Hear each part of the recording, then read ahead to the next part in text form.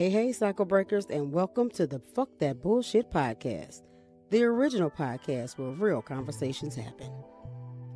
Now, let me reintroduce you to the crew. Big Sexy Fred Turner, bringing big brother energy, grounded perspective, and the smooth, steady wisdom that makes truth easier to hear, even when it's hard to swallow. Brian G. Money Turner, cool in the cut, laid back until he's not, funny until it gets deep, and wise enough to make you laugh before he makes you think. And I'm Charnel No BS Batiste, licensed professional counselor, speaker, advocate, and your favorite no bullshit therapist, bringing deep reflection, accountability, and no BS compassion that invites people to think deeper, choose on purpose, and grow with wisdom. We bring in culture, empowerment, community. We talking about the systems, oppression, and choice. We getting into all the challenges, accountability, and healing. We've got it all, even the topics some don't want to discuss, because all of it affects your mental health. Now listen, just like back then, these conversations have language and content that is not for the children's. This is grown folks' business, and it might make some grown folks uncomfortable. Now, while this show can be therapeutic, it is not therapy, nor is it a substitute for professional care, legal advice, or your own discernment. So if you need support processing, unpacking, or healing through anything that comes up for you, please reach out to a professional resource.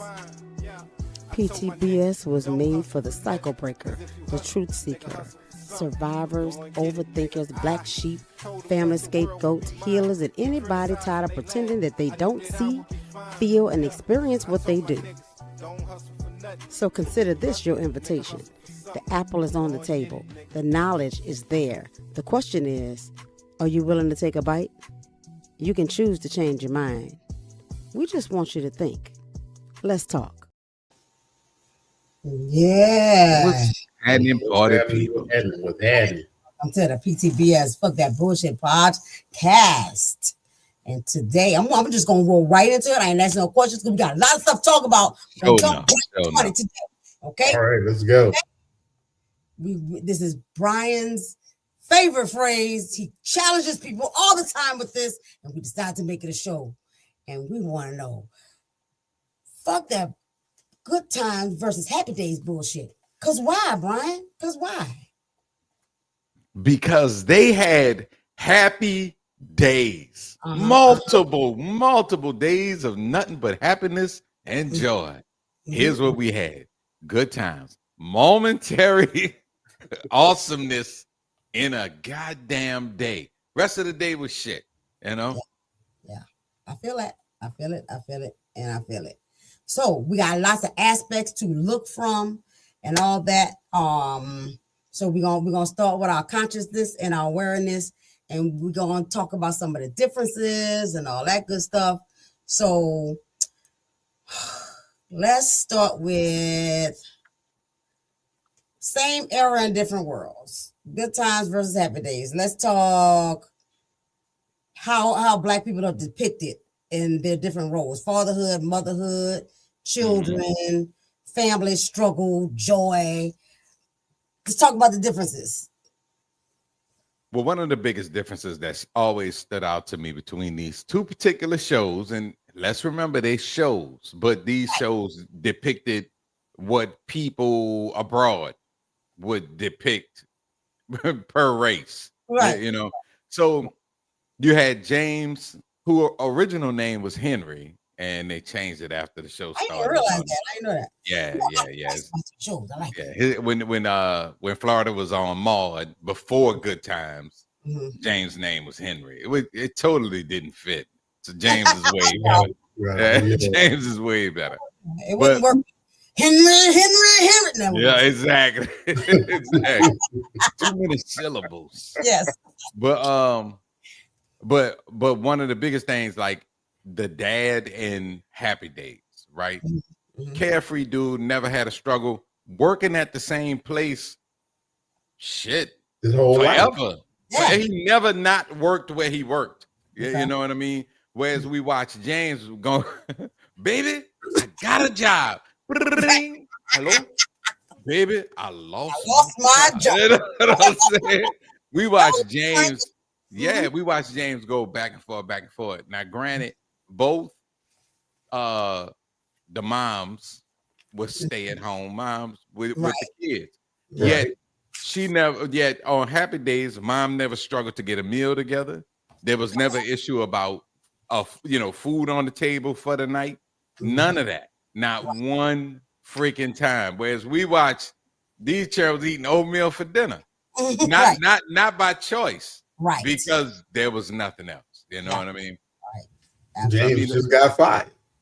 Yeah. the freaking contrast, it was clear. And I'm never saying that Good Times, Happy Days was that we're gonna make a complete opposite of that or make a show. Right. I got no evidence of that, but it always felt like that. Like even in the titles and even in the theme song, because if you listen to the theme song from Happy Days, it's about carefree teenage life. And for real, if you really read the lyrics to the song is a love song.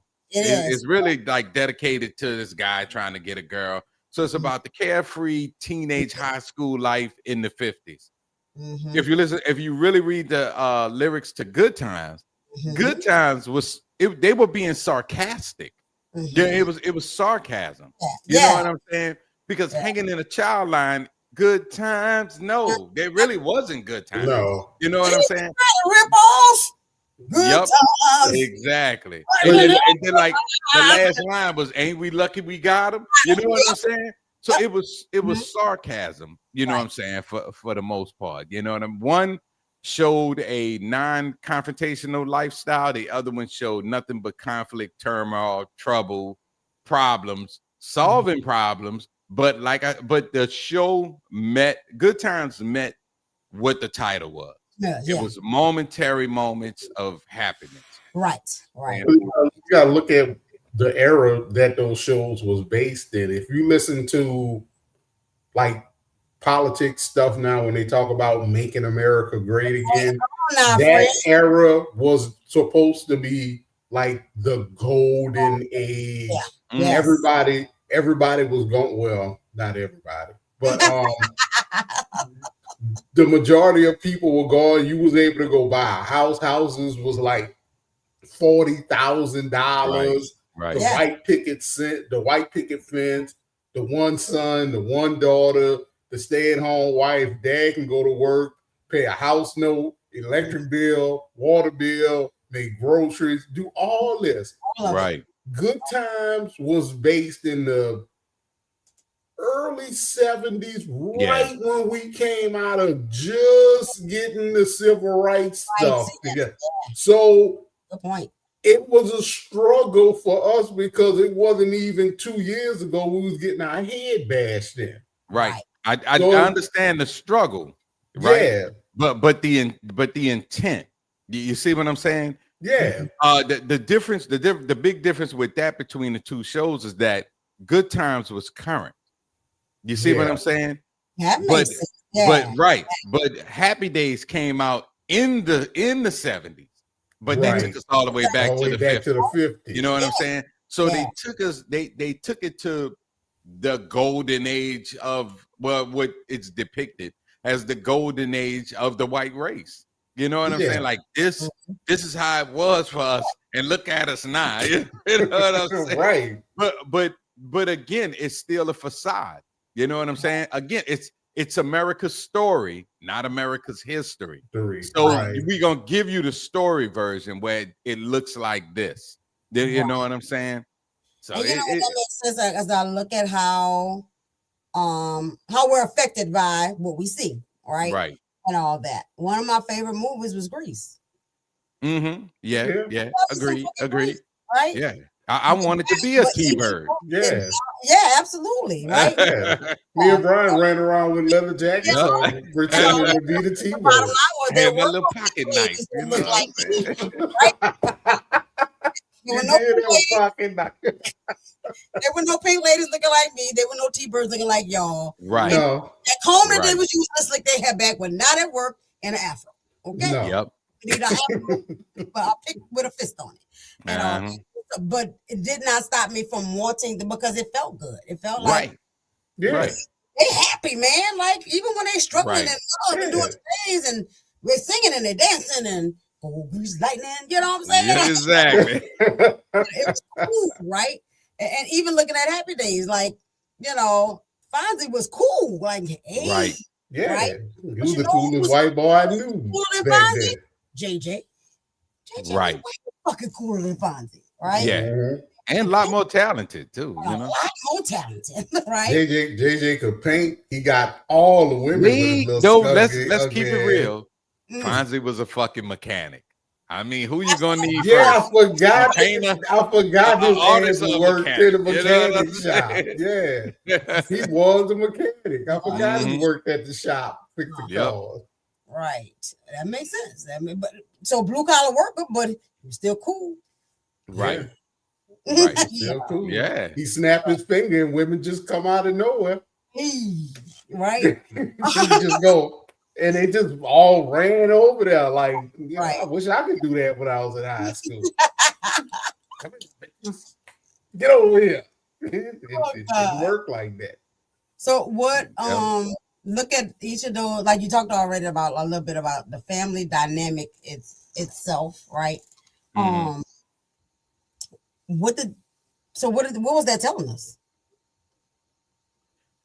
That if you black, this is how you're gonna live. You're gonna have Miss Johnson on the 14th floor eating dog food, and then she's gonna make a meatloaf and bring it down there to the family, and you're gonna Yep. be scared. Florida, I'd never feed your family dog food. You know what I'm saying?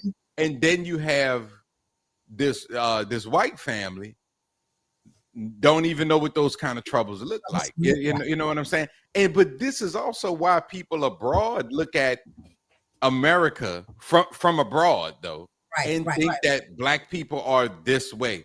Again, why I can't stand Tyler Perry.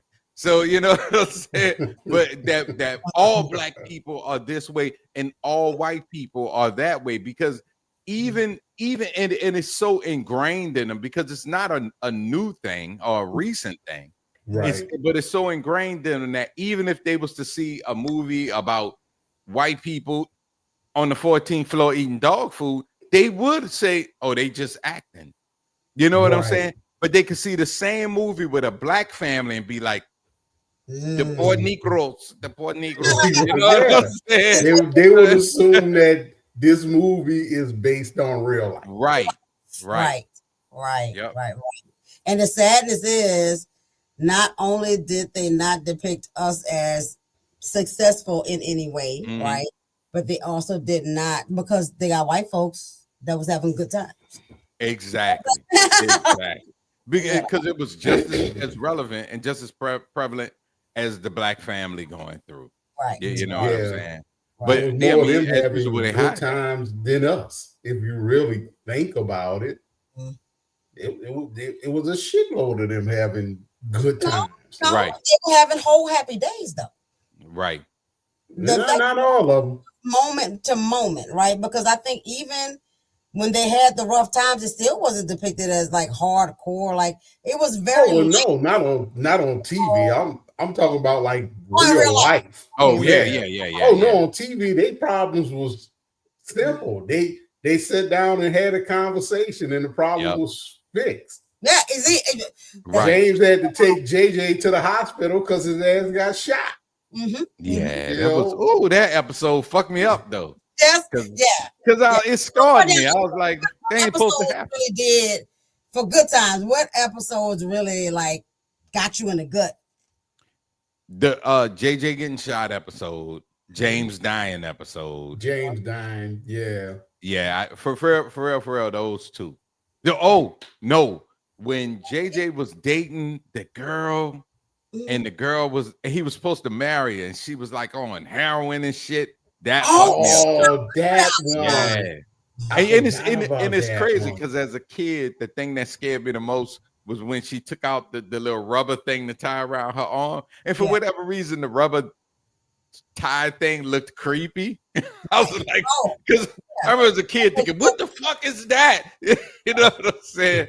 So yeah, those 3 episodes. Those. What about Janet Jackson?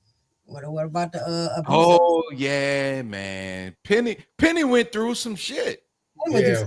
It went through some shit. My God, but because she burnt on the back. Yeah. And you know what I get confused about? I always think it was Penny about to fall down the elevator shaft, but it was the deaf boy. Yeah, the little deaf boy. Oh yeah. That was on Florida's bus. Right. And the mama didn't want to believe that he could. She just thought he was, I don't know. And he walked out there and damn near walked down the elevator. Right. Because his ass was standing in front of empty elevator shaft. Yeah. About to wave to his death shit. But the conscious thing, and again, it shows Black power, which is a real statement, and it's not a racist statement. No. Is that when you look back on and here's, I think this is the thing that shows a major difference. Okay. Happy Days touched on topics, social topics. Right. Touched. And when I say if this is the whole, they did this much. Right. Yeah, exactly. Good Times, and a lot of people, you know, like they'll compare Good Times to the Cosby Show. But I'm like, Good Times gave birth to the Cosby Show. You know what I'm saying?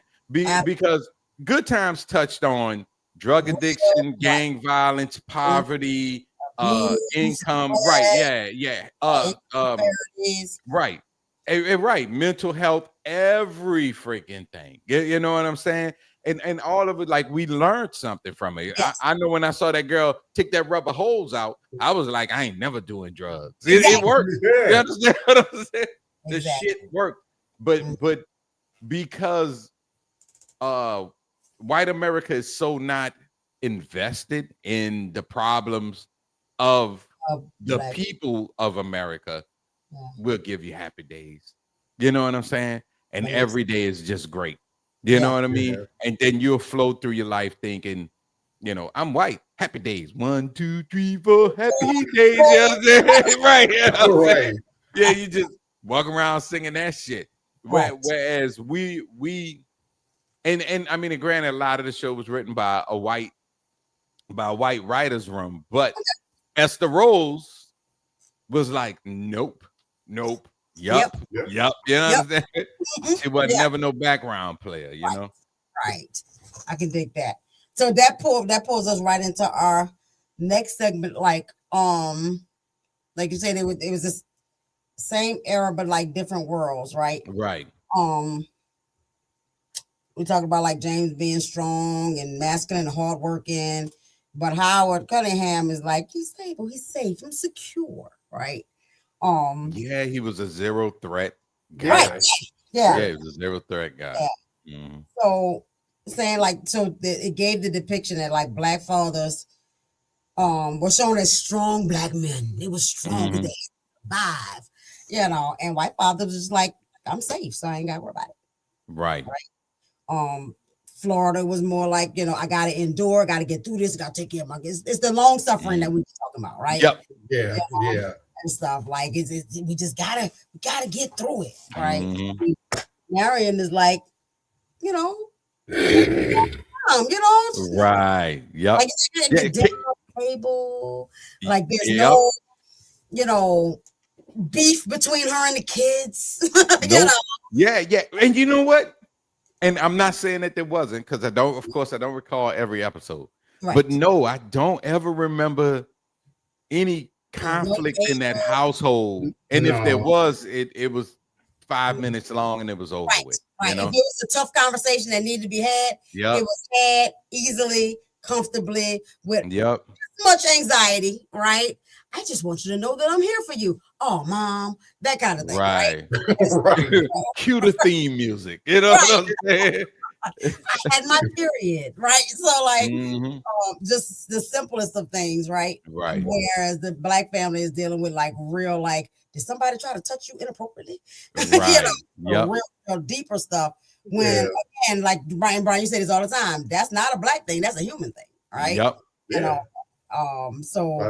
Perfect example was when Michael was gonna move in with the white girl.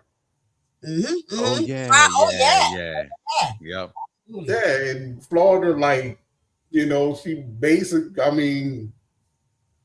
basically like, your black ass ain't bringing the white girl over. And as bad as that project was, how did them white folks just so easily just come in? Well, a lot of magical things happened in Cabrini Green projects. Like I was telling y'all yesterday, I've always been like, how in the hell we're lonely living in the projects? No kids. Household of one working at the goddamn boutique. And she was a full-time employee. Maybe the rule was different back in the 70s, bro. Nah, I don't think so. You still have to qualify for it. And remembering that those things were not set up for black folks. Right. Yeah. More welfare system was not set up for us and all that. Like, we happened to be able to utilize it, but it wasn't there for us to use. Right. So you basically the HUD program was created for those wives after World War II. Right. Whose husbands was off the war. So if there were different rules because of that setup, you best believe when black folks start trying to get in there, they was changing rules and making sure 100%. Get in. 100%. Just believe that, because we talk about that all the time during that time. The fact that you could not have a man in your house. Right. Yeah, that was one of the new rules. What is that? Is that Cornbread Earl and Me? No, we was trying. You know what? I looked it up too, because it's Diane Carroll and dude who did the James Earl Jones. in that movie. Yes. What's the name of that movie? I can't think. I don't know why I want to say Josephine, but I just saw a clip from that when they was trying to get some kind of social service help, right? And he basically was like, "Fuck that, we don't need your money." Yeah, that soundtrack was off the hook though. Yeah, but that Claudine. Yeah, that was the name. Right. Because social service will come and look for evidence of a male living there. Right. Were their shoes in the closet? Like, so they had to be meticulous about not showing any fucking evidence of that shit. Right. That's invasive. Yeah. Right. That's so fucking invasive. I remember, and this was like in the early 80s. Friend of mine that lived in the Desire Housing Project. His daddy was there, but he didn't have no evidence that he lived in that project. Yep. Couldn't do it. The only reason they didn't, because she had two boys, so you could kind of get away with like shoes and stuff. But like, you didn't see no suits that a man would wear, none of that. Right. Nope, because that was going to jeopardize your benefits. Yeah, and when my man told me that, I was like, that's crazy. So your dad can't live here? Right. Can't live there. But on that point though, housing authority still does that because they do inspections, right? And the inspection is supposed to be to check the house, but for your benefit, right? That there's no problems there for you. But they also looking for that. They also looking for that too. Yeah, damn well to change for it. So I mean, I've had clients was like, you can come to my house and see, and I was like, we don't do that shit no more. Right? They ain't coming to your fucking house. Because every white couple got their man in there. Right. Right about that. So let's talk about racism on those shows and on shows like that. Well, when you say racism, you mean like those episodes that touched on racism, or okay? Like, what did it look like? Because we had talked about before that Black people tended to show up on Happy Days only when race needed to be addressed. Facts on top of facts, and that's why it only happened the one time. Yeah. There's only that one episode. That's how important it was. Right. And even when they did depict it, it wasn't realistic anyway. Right. No. Yeah. Not at all. Even especially for the 50s, right? Right. Especially for the 50s. Fonz and all of them should have been getting their ass kicked in that goddamn diner. Come on. Mhm. There's no way they wouldn't even be able to walk in that sucker with just dirty looks. Yeah. Let's get out of here. First of all, let's be honest. Door, like they were belligerent. On that episode, the little black boy, the boy knew he wasn't supposed to be in there, and still went there, sat on by the counter. He in the 50s back then, he would have never even walked in there. Right. He would not. Right. And realistically, by the 50s, he wouldn't even had an interest to go in there. You know what I'm saying? Like he wouldn't have been like, let me make a point right now. Because he wouldn't even been on that side of town. And I went kind of shot through a clip of that episode. And it was really like the Fonz in them, because he did say, "Nah, I can't go in there." You know what I'm saying? Right. And because you know that, like, during that time, we knew what the rules were. We understood what they was, and it's out of not having a choice, we accepted what the rules were, because we wasn't missing out on shit for real. Because we had our own fucking restaurants with better tasting food. You know what I'm saying? So we don't I don't know what activist that was that sat in the at the bar somewhere. Oh, at the counter in Walgreens. Yeah, somewhere and all that. And when you hear him tell the story, he said he remember after he going through all that being served, he was like, "I went through all this for this." Right. Yep. That's the first thing I was thinking about. Now I do have to give props to the Andy Griffith Show. You know what I'm saying?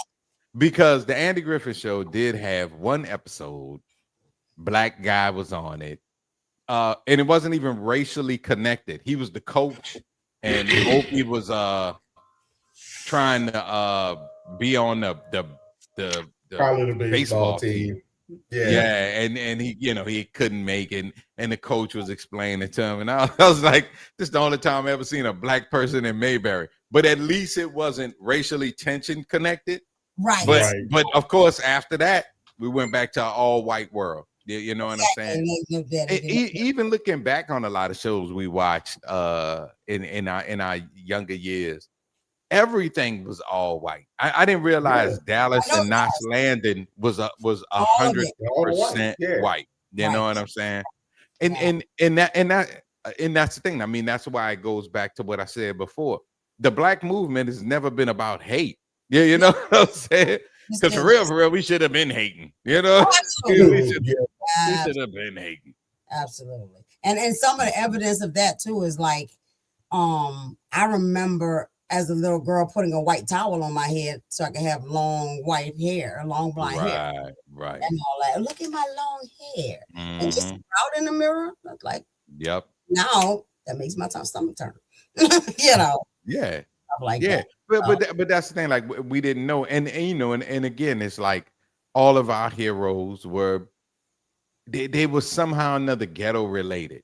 You know what I'm saying? Mm-hmm. Like even when Black Godfather came out, I forgot dude's name, but it came out in the 70s. But he was a gangster. You know what I'm saying? Yeah. Shaft. I mean, he was a cop, but he was an anti-hero. You know what I'm saying? Right. Absolutely. But he used to be a cop. Now he's a detective that run around whipping people ass. Right.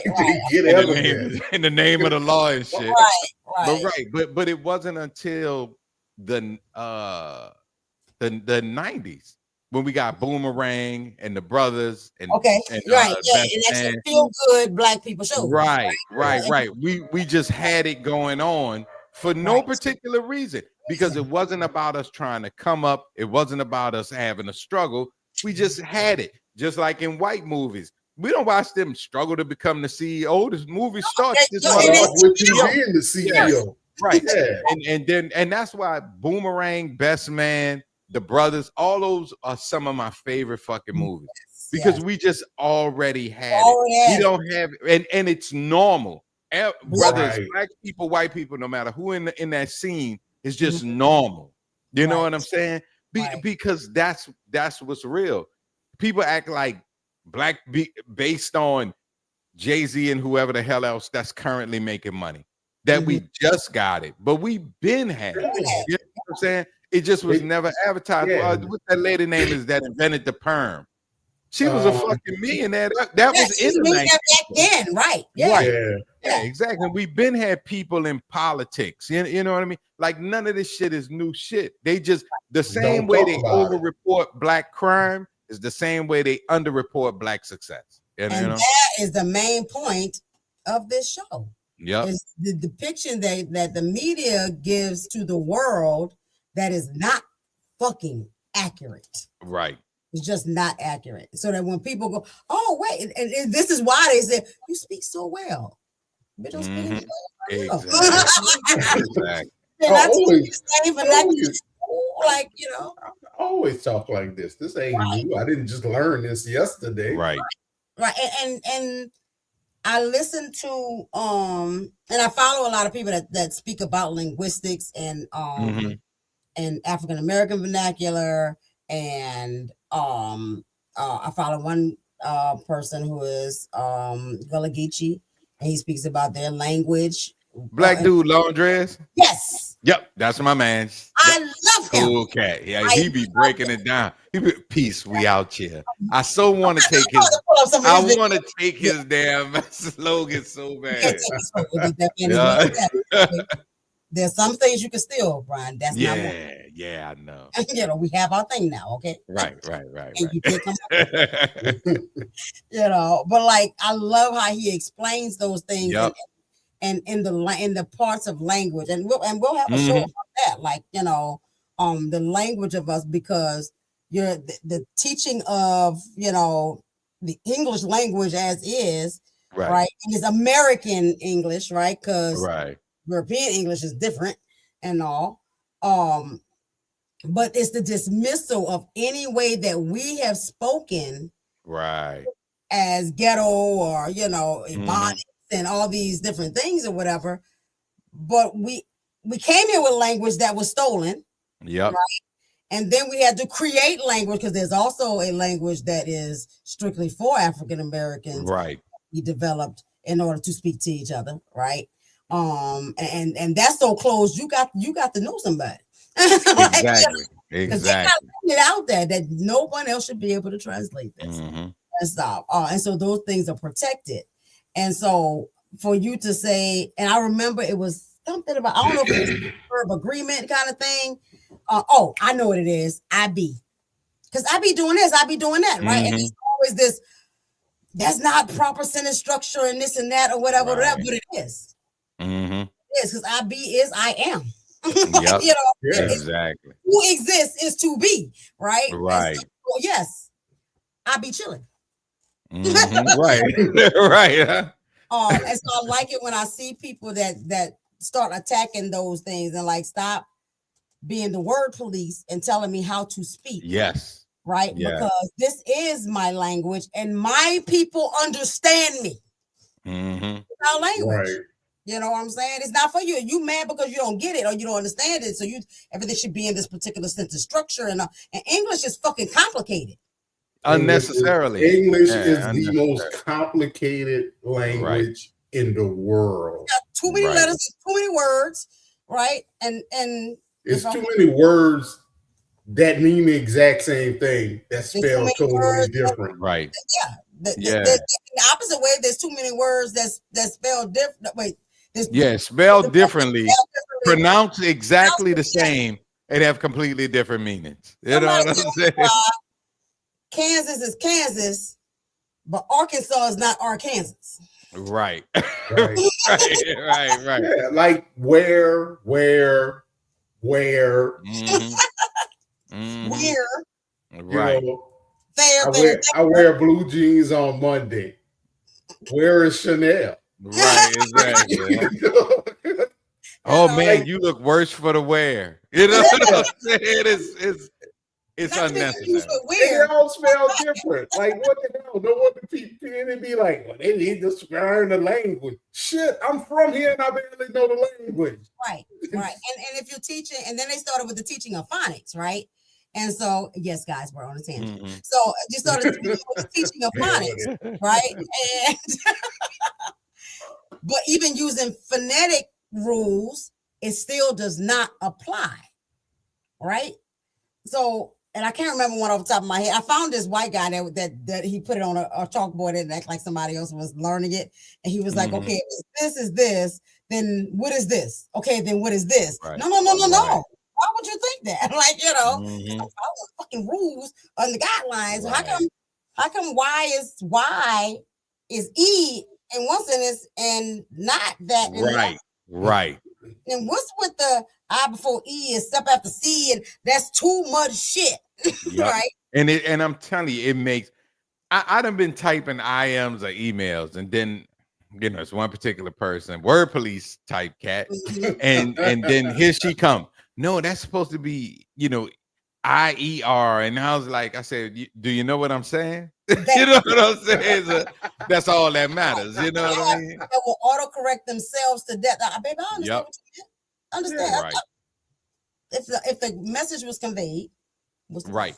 Yeah, I Exactly. see The people communication spelling piece words. has been successful. Yeah. That's all you need to know. I see them spell a word wrong in an email or on the chat or something, but I'm like, oh, I know what you're trying to say. You know, and that's it. I keep going on about my day. I'm not gonna send you another email.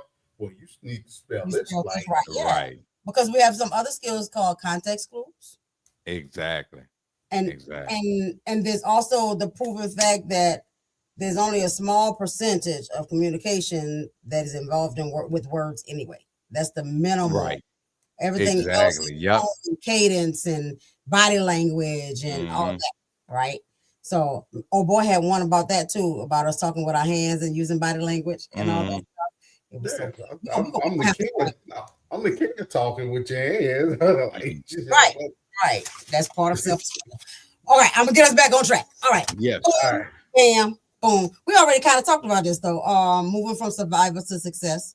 But let's pull in our Jeffersons then, since we stop scratching and surviving. We moving on up to the east side. To the goddamn east side. Now understand, y'all. Different cities have different sides, and in some cities the east side is the good side. Right. And some cities the east side is shit. Right. So whatever side is your good side, move on up to, that's what we're talking about. At all. So Jeffersons, Cosby Show represented the successful Black family. Yeah. And Cosby got a lot of flack because so many people was like, that doesn't really depict us. But Cosby Show? Yeah, it did depict a certain population of us. It did. People felt like, again, coming into that stereotype of, most of us are poor. Right. And the thing is that it was just a large portion of the Cosby Show watcher and the Cosby Show supporter wasn't making $800,000 a year. So of course there was times when they would, I wouldn't do all that to my kid. Or I wouldn't, you know what I mean? And I think the being acclimated to the good times environment. Yeah. The Cosby Show environment, you like, this ain't real. You know what I mean? Because you're going through your own shit. So you looking to be able to relate every time you watch that show. And I think the average viewer wasn't at the point where we appreciated the come up. Yeah. The difference between Cosby Show and the Jeffersons is George and Wheezy, even though they had that big money, they was always like regular people. Yeah. They never talked funny, or they didn't. They listened to Earth, Wind and Fire. They didn't listen to Thelonious Monk. You know what I'm saying? Now, granted, I listen to Thelonious Monk. Right. I love Bill Cosby. I love Huxtable Jazz Collection. Absolutely. Damn, I wish I could have the Jazz Collection. On average, the average viewer was listening to Earth, Wind and Fire. You see what I'm saying? So George always felt more relatable. Right. George and Weezy felt more relatable than Heathcliff and Claire. You know what I'm saying? But I think Cosby Show was more than inspired. because yeah. Definitely was that. I think the Cosby Show, like, you can do this. You can, white families not the only ones that can have a doctor and a lawyer. Right. Yeah, because how many kids were saying, I want to be a doctor, I want to be a lawyer, right? They help people realize that, hey, I could go to a HBCU and be successful. I don't have to go to Ohio State. Right. I can go to Spelman. When they actually started looking at we all know Hillman was made up college. Right. Yeah. But when they looked at the schools that was actually out there, like Howard, Spelman, all these other schools got fantastic programs, but nobody talk about them schools. Right. All you hear is the predominantly white schools, Northwest, Ohio State, Harvard, all that stuff. Yeah, the Ivy League joints. But I looked up the statistics during the Cosby Show run. Okay. People were searching for him in college to go there. Spelman didn't have a wait list prior to Different World, and then suddenly they had a wait list because it was that many people trying to enroll. So it worked. Like it 100% worked. You know what I'm saying? What he was pushing to do. I just mean but what I'm talking about though is on the on the stalemate of instant people relating. More people related to The Rock than they did, because people, you can only see as far as your part of the world. You know what I'm saying? The Rock owned his house. He and lived in Baltimore. Yes, he was a trash man. And they didn't have good time struggles. So in most people's eyes, Rock was a success. It was, you can't get no more regular than Rock. Right. But because people was like, I hear you, Bill Cosby, but I got to work with what I got. You know what I'm saying? It's like, I'm 45 years old. I can't go be an obstetrician. You know what I'm saying? My wife work at Charity Hospital. She can't go and be a lawyer. You know what I'm saying? And then you see The Rock, and all of a sudden it's like, yo, baby, we could buy a house. Yeah. The Rock owned a house, and then Rock owned a house. You understand? Right. Yep, exactly. For everybody that you could do it, even at the level where you at. Right. And that it wasn't necessary for you to, and me and Fred talk about this all the time. They convinced all of us that we want to be millionaires when we just want our bills paid. You want to go to the movie without looking at the bank account, right? Yep. You want to be able to pay all your bills and have $400-$500 left over to do you. You know what I mean? After you put something in savings. You know what I'm saying? Exactly. You know what I'm saying? So, but no, I mean, I get that concept with like the Huxtables and Rock was perfect, because yes, it's too late for me to be a doctor, but son, look, you want to be a doctor? You can be a doctor, bro. Look at Huxtable. You can do it. It's too late for me. I'm Rock. I can relate to Rock. And I like the idea that because the doctor lawyer thing has always been pushed on the kids as the successful thing. So when you ask it, like, you have your basic, service person, fireman, police officer, teacher, right? Yeah. And then you got doctor, lawyer, blah, blah, blah, blah, right? And all that. But nobody ever says, I want to be a trash man. But Lord, we need the trash man. I love you, trash people. Yeah, we need the trash bad. Right? And so, because every role has value, but we don't necessarily teach that every matter of fact, they would use that as a downer. Like, what, you want to be a trash man? What you think you're gonna be out here like? Okay, but trash man, let the trash man go on strike for 30 days. Maybe. And watch how bad you be looking for the trash man. You better go give him some water while he out here putting your trash up. Stop playing with that, And so I think there's a lost value in that when we push, for the top end. And I'm not saying that the Cosby Show had zero value, because it had absolute value. We needed that representation. Yeah, but all the things in between that people didn't talk about, right? Because they would always compare a Good Times to a Cosby Show, rather than that nobody talked about Family Matters and didn't talk about Yeah, because I love Family Matters. Yeah. Goddamn, what was the dad's name?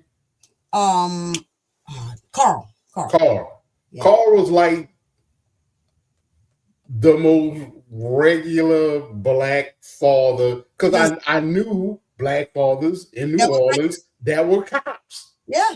Who had a house, kids at home, like that. I knew that. Right. You know, and you know, Carl dealt with his kids when his kids messed up. Carl was on their ass. He was on their ass. He worked. His wife worked. Right. Because I forgot her name in the show. Me too. The grandma was her name right now, but I can't say it. The grandma lived in the house, which is kind of normal, you know. That is a normal. Yeah, it is. I mean, the sister lived there too, so I mean, it's kind of normal. It was an average, like you said, it's an average family doing average stuff. And I think the one thing that brought that all together and made that show exciting to watch, because it was regular. It was just regular, right? Yeah.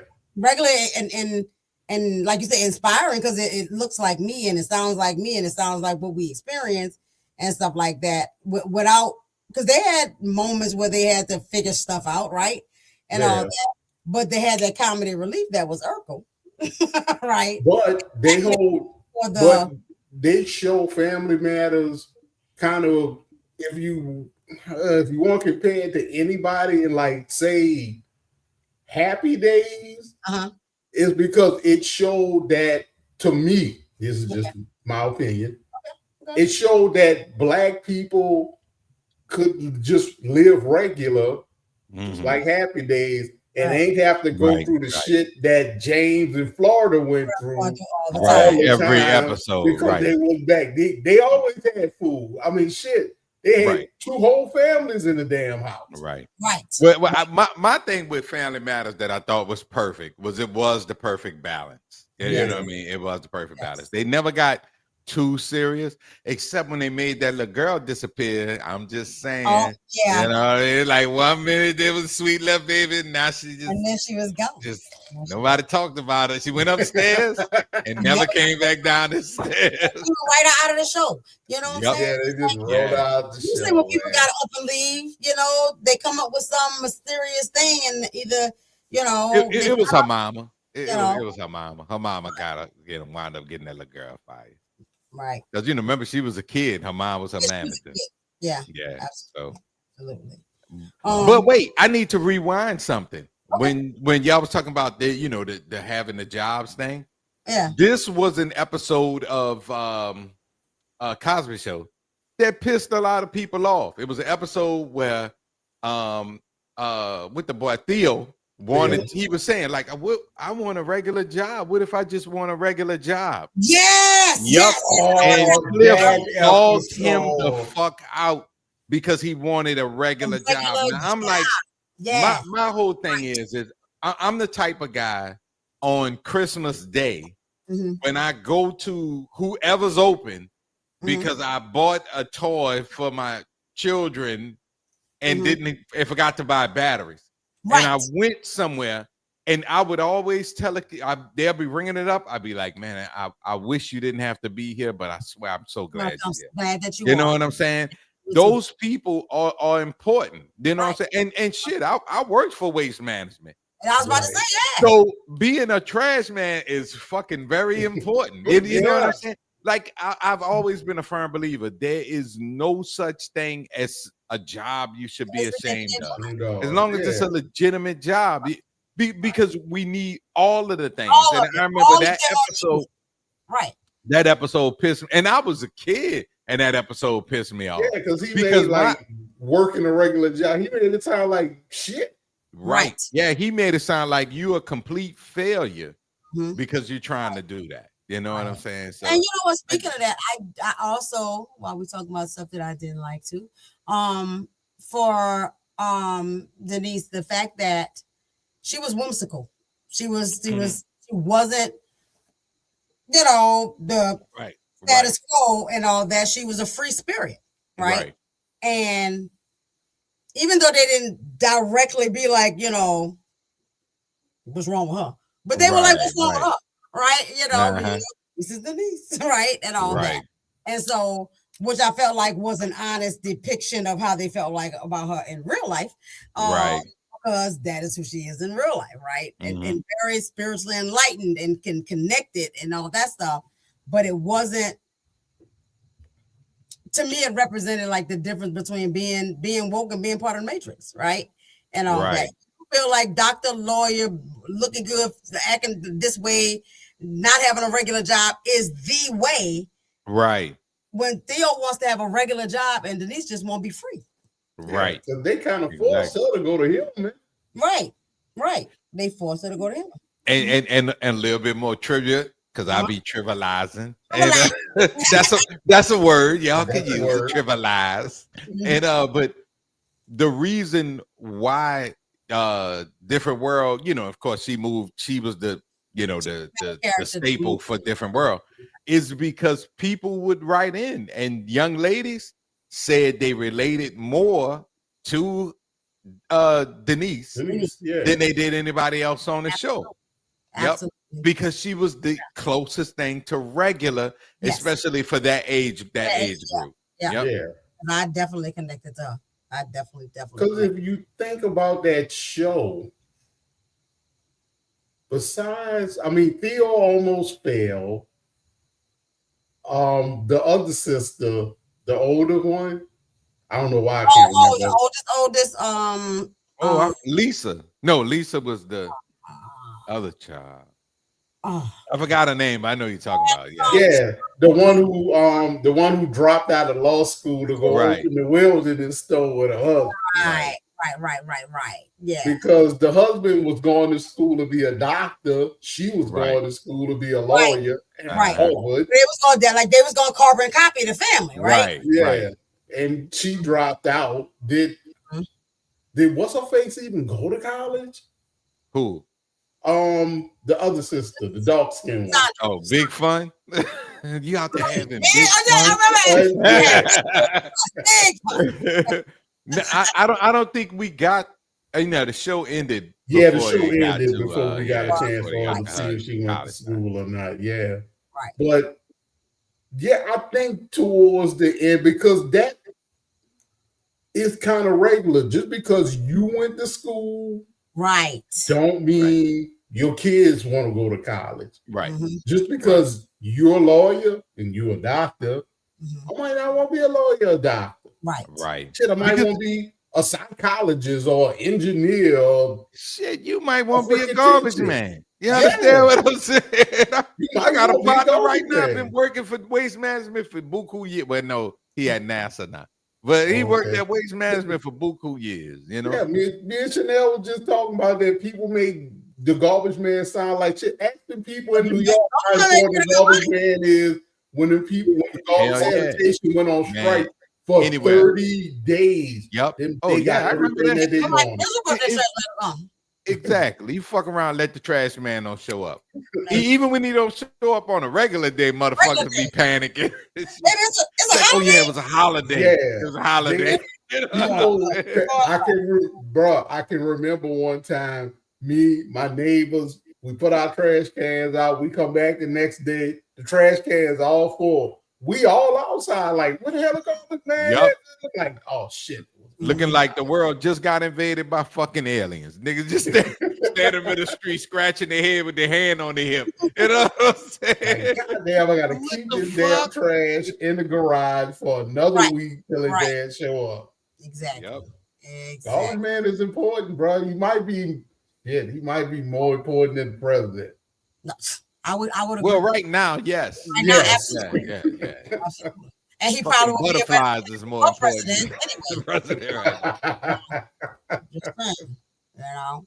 But I think a different world, since we talk about a different world too, it was a good segue from the pretentiousness, quote unquote, of the Cosby Show, because a different world did show the melting pot that is college, right? Because they were people from all walks of life that were complete. You got Whitley that was uptight and, you know, had to learn how to relax. Yeah, Yep. Willie was the legacy kid. Right. She was a legacy Right. kid. The whole Whole family went to Hillman. Mhm. She had a library named after one of her family members.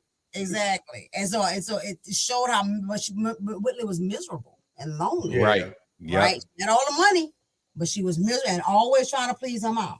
All right. Yeah. And all that. Denise was so carefree, they had to come up there and be like, you're going to have to work because we not paying for school no more because you just chilling. Right? And all that. Then you had Kimberly, who had to get the scholarship and the fellowship and she had to work. I would have paid for Kimberly's college. Oh, you would. I would have paid for that. It's like Kimberly, you're gonna go to college, baby. You're gonna make it. It's even more whimsical, than Denise was, because Denise was laid back carefree, but Freddie was super like Freddie. Yeah. You know what I'm saying? At all. So there were so many different types of people. Right. And we can't forget about Jaleesa. And Jaleesa, right? The grown ass woman in her freaking what? 30s? Right. 30s, right. Yep. Living in a college dorm, no less, right? Right. Because that's not unusual now to go to school at 30, 35 or whatever, but you're not living on campus. Exactly. Shit, she was old enough to be a goddamn instructor in that.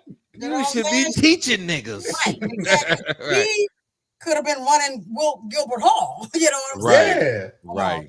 Yeah, because she was like an old freshman. Right. Yeah. Right. And even then, like, I like how the connections between the adults and the young adults were there, right? Yeah. Right. Yesterday about the Just Say No episode, when Dwayne actually went to Walter and said, so I'm confused about a thing. This dude said this thing. I know it don't sit right with me, but like, are we supposed to like let them know, make them know that they want it? Right. Yep. Walter, and he ain't mince no words. There was no bullshitting. Walter was like, nope. No means no. I don't care what you're doing, how you doing it. No means no, and don't ever do that, right? And the fact that he was comfortable and safe, even going ask what seemed like a simple question, but was a life-changing question, right? So that he didn't succumb to any peer pressure. He did not go off of what this dude said, even though he knew in his heart it was wrong. He went to go that, right? And the young ladies of Whitley Hall went and talked to the advisor, right? And all that. There were relationships. It was a real community. Yeah. And I think that's and I think that's what drew us in. That's what kept us going. So even if peace wasn't there no more, there were all these established relationships in this community that we were able to connect to and identify with. Or you knew somebody that was like that. And they all figured out how to get along. They had their troubles, they had their fights, they had their disagreements and all that. But at the end of the day, they found a way to be able to get along again, to be able to continue to be a community. Yeah. And I think that is vital. That would be probably one of, and my daughter's, I know so many details right now because my daughter's watching it again from start and all that. I will say though, that it feels very slow. It feels slow moving when you watch it.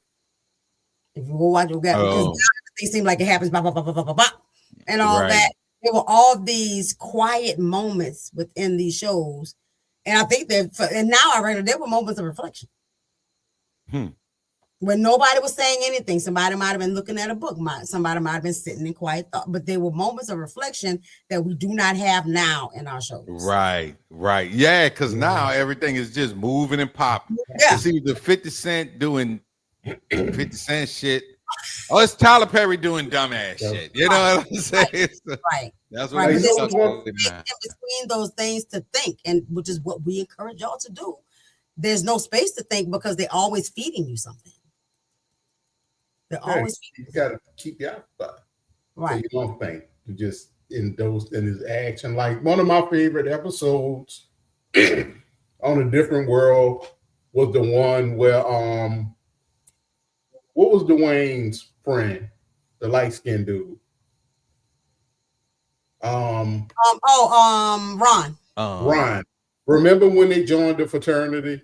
Yes, we just watched that one. Yep. Mm-hmm. And I like that they show, because with most shows depicting black colleges and stuff, they glorify fraternities and sororities. Right. And so they showed both sides. Right? They showed both sides. Because Dwayne's whole thing was, I didn't join this fraternity to get my ass kicked on a regular basis. I joined because y'all do this, y'all do this, y'all do that, y'all do this, y'all do that. And Ron he joined the fraternity because he was looking for brotherhood. Yeah. But he was willing to get his ass kicked just to be a part of the fraternity. So Dwayne was just basically like, look, I'm not down with this. If you my man, like you said you are, you see what they doing to us. Right. If you with them, I can't fuck with you. Right. And then he had to turn around and check himself. He had to self-reflect. Yeah. Right. Because true brotherhood means you support what I do, even if you don't believe in it. Right. You know, and so he had to establish, no, we brothers, regardless of whether we belong to the same fraternity or not. I respect your road and you're gonna respect mine. And that was the best part for me when Dwayne came back and like, look, you my brother. Yes. I know this is what you want to do. I get it. Right. I don't like what they was doing, but you still my man. So because I was like, damn, they're about to like not be friends. For real. Absolutely. Yeah. Now I'm about to hit y'all with some more trivialities. Oh, all right. That episode, one of the co-writers on that episode was none other than the man Spike Lee, because that episode was inspired by School Days. Yep, yeah. So he did some of the writing. School Days, I'm writing that one up. Yeah, boy, School Days. I ain't seen you in a long time. I know, right? Then they're gonna pop on the show a little bit today too.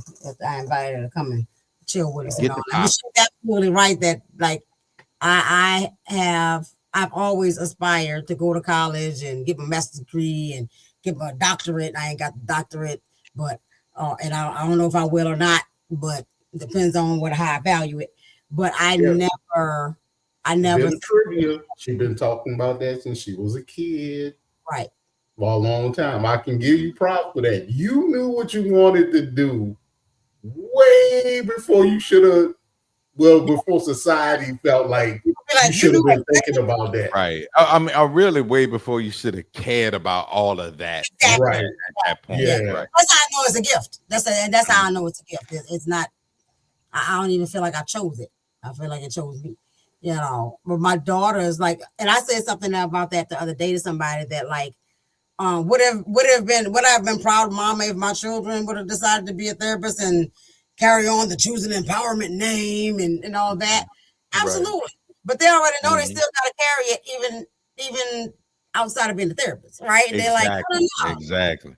We're going to take over and make sure that they continue to be no bullshit therapists on the team, right? And all that. And making sure it's running in the way that you set it up to run.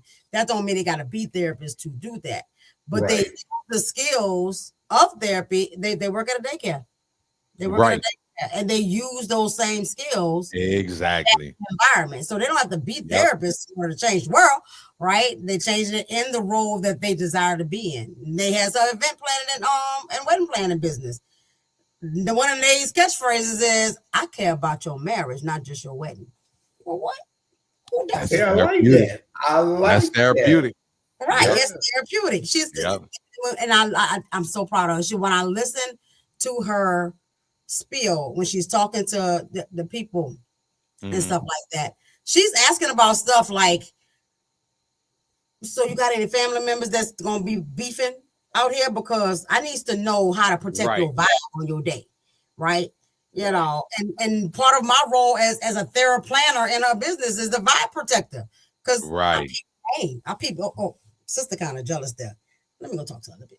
You know what I'm saying? Like, and all that, just to keep the day beautiful and drama free and all that. And all I gotta do is pay a little bit attention to sis and, you know, therapize on the side. She don't even know she's being therapized. Exactly. Exactly. And all Yeah. that. Checking mom and being like, Mama, remember your wedding day? It was what your mama did. Right. You don't want to do what your mama did, right? Right. I know. Sometimes you gotta remind them. Yeah. You will pass that on, you know, and just getting them to see it from a different perspective. But wedding planners don't do that. So that's her pouring herself into. It's the whole package, right? Yeah. It's not just balloons, a cake, and some chairs and some candles and shit. Right. Yeah. It's bringing the whole vibe into the room and caring about the entire event and what y'all doing after this. Like how y'all be, right? And all that. So yeah.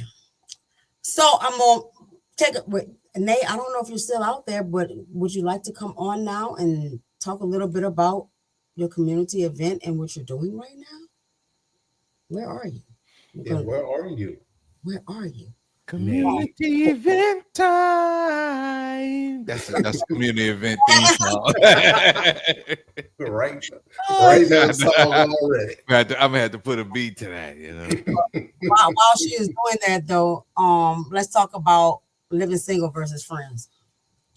Well, I think anybody watching Living Single knows how that shit went down. Yeah. That clearly was a, hey, this Living Single thing is working.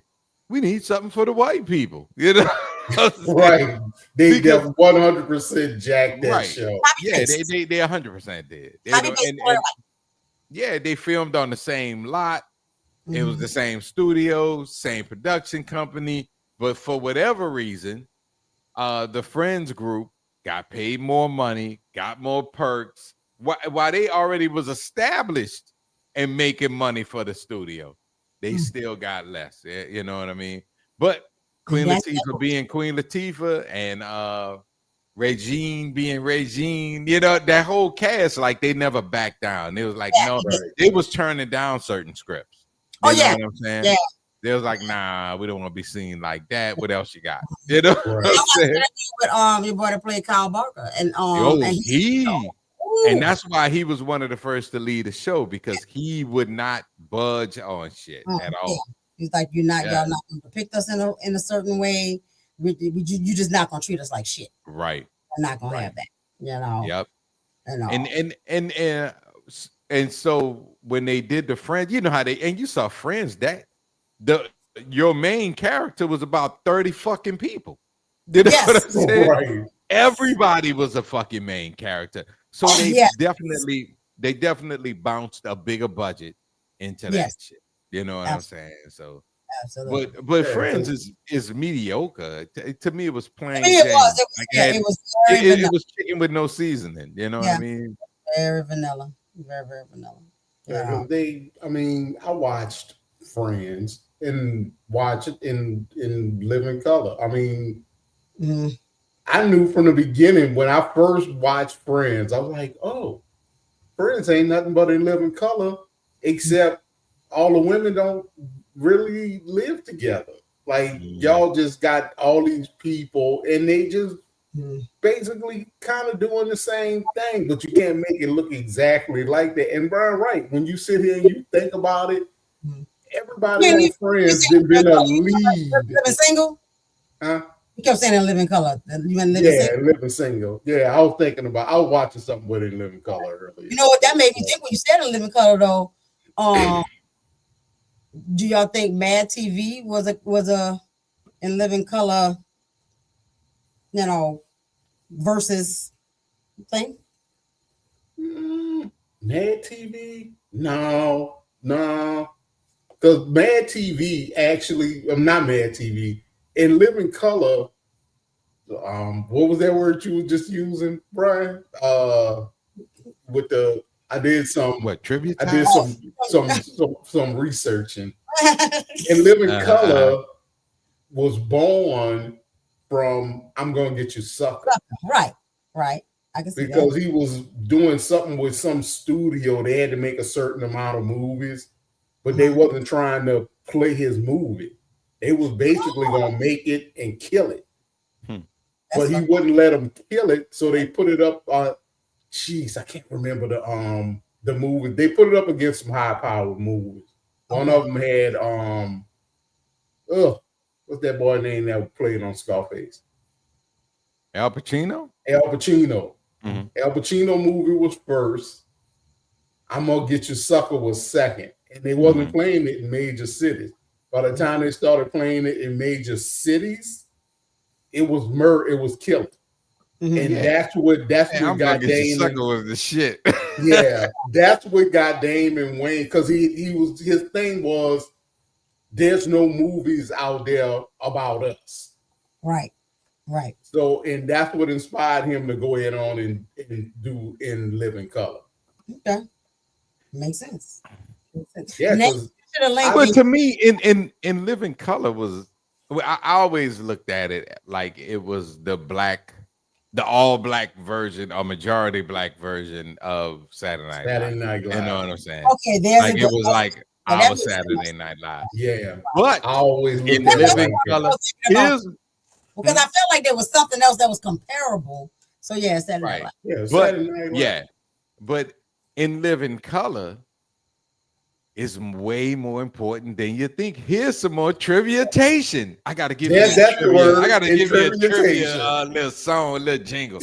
But in Living Color is 100, and it's, look it up, listeners and viewers. It's 100% responsible for the Big Deal halftime show. 100% responsible. One time, and I want to quote the dates, but I don't have them in front of me. Okay. But the halftime show for the Super Bowl used to be a local band, like, you know, band, like they sing it, or a local college band. That was the halftime show for the Super Bowl. The halftime show for the Super Bowl was basically built for you to do a beer run, take a doo-doo, have sex with your wife, whatever. Yeah. One year, in Living Color, because In Living Color came on the same night that the Super Bowl was playing. What In Living Color did was say, we're gonna have a halftime In Living Color episode. And there was this big clock on the top of the screen when you watch that In Living Color episode, and it was counting down till the game came back on. So they was like more like people. Live episode. They just a live episode. So they was like, and when they did the math, more people jumped away from the Super Bowl at the halftime point and watched that In Living Color episode than there was people watching the Super Bowl. And so they realized what the NFL said, we can't be losing no money like that. Yeah, and that's when they started having your Janet Jacksons, Michael Jacksons, all of those big names to keep people invested in the whole Super Bowl program. The show was a freaking icon, man. Wow. That trivia, baby. Trivializations. Is that Nay? You in the car? Are you traveling? Go Nay. Are you in motion? Traveling. Pulled over. Okay. But I wasn't. Nay. Hello. Don't drive and podcast at the same time. Don't drive and podcast. We preach safety on the show. So you know what's crazy? The sun's still out over there. That's why. Because it's dark here.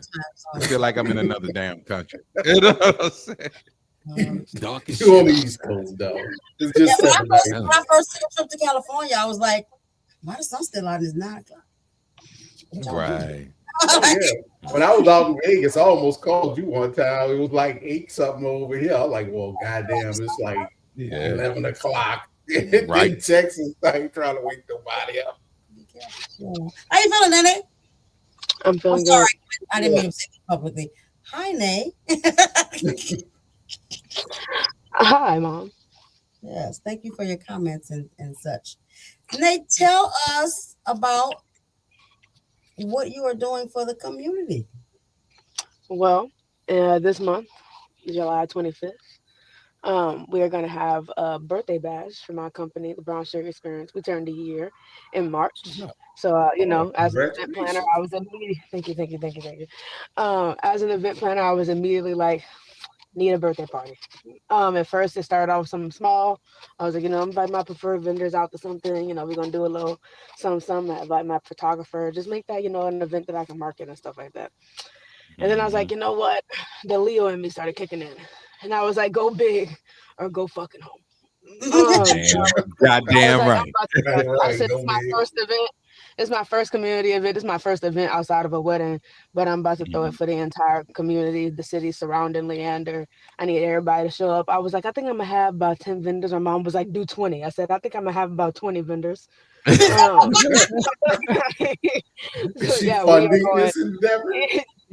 Choosing Empowerment is a sponsor of the Brown Sugar. All right. That's what's up. You're a corporation now. You sponsoring events. You're a corporation now. Corporation, absolutely. And not to mention, with the original park that we were going to do it at was the one that they threw the Juneteenth event at. And so he was like, oh, let's go over the Black Soap, blah, blah, blah. She started talking to the people at the Parks and Recreation, and they say, wait, you inviting all the surrounding communities, not just land like Round Rock and Fruitville, and you inviting everybody? They said, baby, that park not going to be big enough. You're going to need to go to the other park. So we went and walked the other park. I was like, this park big, yo. Yeah. So when she said go home, like, she did that. I was like, well, let's do it. Let's do it. Yep. Why the fuck not? Yeah. So, and I feel like in a time like these days where, I don't know, people just don't know their neighbor anymore. We don't talk to anybody. Phones have made us desensitized to fucking everything. We need nights where we're intentional about coming out as a family, connecting with each other, being around each other, just having a good time without your phone, without any type of, of course, post to social media, you're going to want an Instagram reel, but like without being nose deep in it, like where you can be intentional about this. Coming out to make connections, coming out to have fun with your kids. Like I need us to start depending on each other again. We don't trust other people when it comes to our kids anymore. So, and personally, I'm a daycare teacher, so nothing gonna happen to your baby while I'm with him. So, I feel like this can be an event where it actually shows people like, hey, no, somebody got your baby. I know you was at the food truck right there, but your baby tried to run into the woods. Here's your baby. But there's stuff like that. We need to know our neighbor. Here are some local vendors that you didn't know were here, so we can stop shopping with the big man. Like, so yeah, it's just bringing everybody out when we desperately need to be out. Yeah, that's what's up. And we just that's what I'm saying. Nate, so I'm gonna tell y'all this. Now, Nate running for Congress another 2 years. Y'all get registered to vote. Why? You know what? For real, why the fuck not? Why not? I need somebody that's gonna slap the piss out of another motherfucker for saying some stupid ass shit. And then if it gotta come to it, I'll bring my people. That'll be that. You know what I'm saying? You got your own CIA over here. You heard? That's it. Just call me. You hire me as your security. I'll slap the shit out of somebody quick, man. But you know what? That is so. I mean, the whole your whole perspective on it. Like, it's one thing to say, yeah, I'm doing the event for the community and all of that. But the mindset of get out your goddamn phone. It's time to start rebuilding these communities. And especially, and I like what you said about the daycare center, because the reason why that resonates with me, just today, Daphne had posted this thing about this the little kid at the school. This little kid in New Orleans that was at a daycare center. They was like beating it, and it nonverbal child. The dude was beating the shit out the kid, calling him nigger baby and all that. But the mom had put a camera, in his hat or something like, in his hair or something like that, and recorded the whole fucking thing. Yeah. You know what I'm saying? I was so heated. I told Daphne, I said, I'm bringing this shit up tonight. There's some kind of way I'm gonna get that shit up in there. Right. But yeah, man, that's what's up. That's what's up. Hey, what kind of games? What kind of interactions? What kind of games do you want people out there? Yeah, absolutely. Yeah, I'm gonna give you a reason to be out of your phone, because when we bring back the old school games, I need some Double Dutch, I need some Kerplunk, but it's the giant version. We got the giant one thanks to Kepler STEM School. That's my daycare, and they are proud and lovely sponsors of this event by donating a lot of things in our kid corner. So we got a lot of giant games for the kiddos. I think we have giant checkers. We also have giant Tetris. And I'm gonna try to do some tug of war. So I'm getting a big old rope. We gotta do some tug of war. And one of the requirements of the event, and one of the requirements of the event, and you're gonna hear the DJ say it multiple times. When it comes to these games and everything that we're doing, activity-wise, community-wise, you can't pick nobody in your family. That's a part of the fact that you gotta like build relationships in the community, Right. Right. So like, I know you can't do this with your wife. Like y'all already right. like connected, you're cheating. Like, Yeah, and it's more fun that way anyway. Yeah. You know. Right. So yeah. We're gonna have a DJ. You gotta have music. We'll have some good ass food trucks. Because you know, there ain't no party without no food. True that. So yeah, gonna bring the music, bring the vibes. If my uncle was here, it wouldn't be nothing on like. That's Oh, I ain't gonna lie. Some shit like that, but we'd have been out there for 24 hours. I ain't gonna lie. We're doing this annually, so we gonna see. But one thing that we decided collectively as well is we were looking at the DJs that were available and the resumes and all that kind of stuff, and we were very intentional about choosing someone who was just starting up. Right. He gave us a great price, a little bit higher than what you gave to the people for the Juneteenth event before. Right. This year, right? And all that. And we just talked about how, because he doesn't have a lot of experience in this, but how the hell we gonna experience if don't nobody give him an opportunity? Exactly. Right. Exactly. Tell him what we want and yep. him, right. And look, you know, like especially with newer DJs, the easiest thing you could do is give them a list. That's what I said. Yeah. Because and tell him build off this list. You know what I'm saying? So he'll get what you're asking for, and then he'll build, connecting vibes to that same vibe. Your vibe won't change. You know what I'm saying? Right. Yeah. He'll be a little shy on that microphone though, but We're gonna take care of that phone because music is gonna crank though. So, you know, we went to an event the Juneteenth event in Killeen, and the DJ there seemed like she was a bit shy and stuff like that. But they had another person walking around with the mic, talking to people and all that kind of stuff. There you go. Yep. Too. You know, y'all know I'm hyperverbal. I like running my mouth. Yeah. Sure no. Everybody want to be on the I might carry a tune too, or who knows? Mm-hmm. You know? We've been doing some karaoke or something, but just doing something that's just gonna be fun and enjoyable with each other and all that kind of stuff. You know, yeah. We got to get that because that is my favorite thing from back in the day. Remember when you used to go to Germany? Yeah. Remember that? Mm-hmm. Right? Yeah, the thing, That was my favorite. We gotta get that. Yeah. So yeah, that was a big determining factor for choosing our DJ. I immediately thought back to when my first client, Miss Jenna, chose me to be her wedding planner, and she knew that she was gonna be my first client, like professionally, stranger wise, that I was serving. Right. And she took that very big chance on me. She said, backyard wedding, at my aunt's house. And it was absolutely beautiful. When I tell you, that gave me the confidence to go, oh, yeah. And she said, do your thing. Me and my team said, bet. Right. Oh my God, that was one of the most beautiful and warm, and not just because we was in Texas, but warm emotionally. Right, like not temperature wise. Right. It was 80-something degrees and it was humid. So, but it was a beautiful day, and I keep saying, I have a lot of beautiful clients and a lot of beautiful weddings, but there's gonna be very for that top Jenna. But it's not just because she gave me my first opportunity, but that was definitely what made me you know what? No, we got to go with him. We got to, because I would have been able to say, oh, well, look at this wedding I did if it wasn't for her.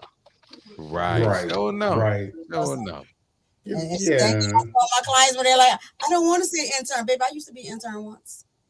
Yeah, Right. Everybody started out at the bottom. Yep. You got to start somewhere. Exactly. You know, and you can't do it if you don't get no practice in it and all that. So I'm proud of you, Nay. Thanks, Mom. I too am proud of you, Nay. Yeah, Kicking ass out this motherfucker. Give me $5. Let me get $5. Wait till my I always need $5. Wait till my millions hit the bank. Wait till my millions hit the bank. I got to become a millionaire. $5.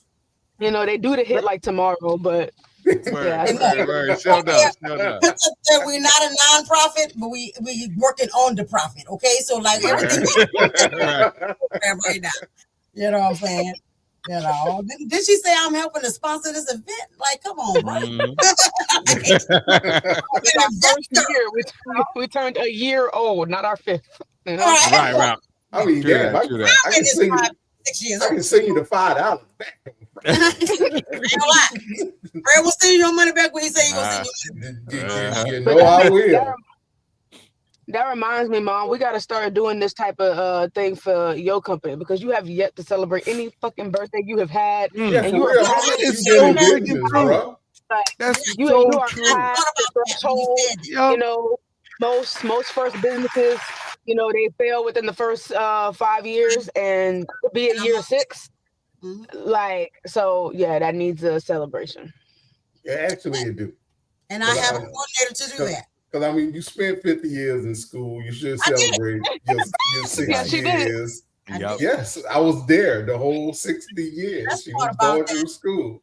And the best part about that, It keeps going up.